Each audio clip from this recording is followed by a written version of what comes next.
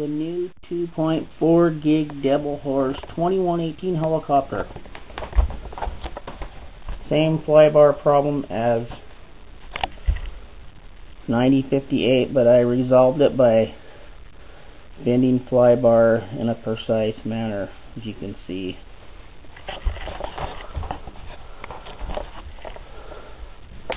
It's a 2.4 gig, so you need to turn on the helicopter, plug it in first, like that, turn it on, turn on the remote, wait for it to stop beeping.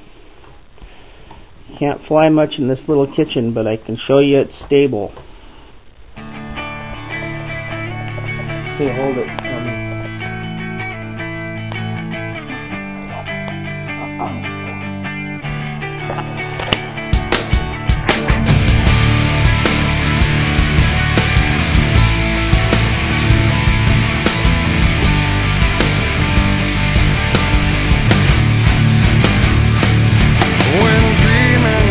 You don't have to buy a cheesy flybar off some other helicopter.